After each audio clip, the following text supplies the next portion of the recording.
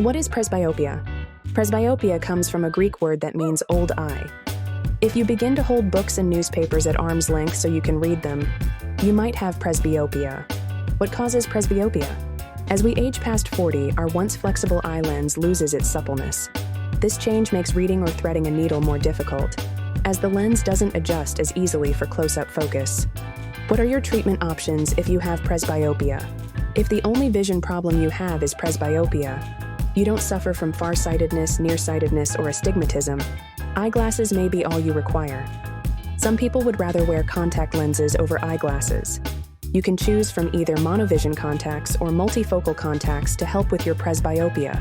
However, if you want to get rid of your dependence on contacts or glasses, then you may opt for laser eye surgery.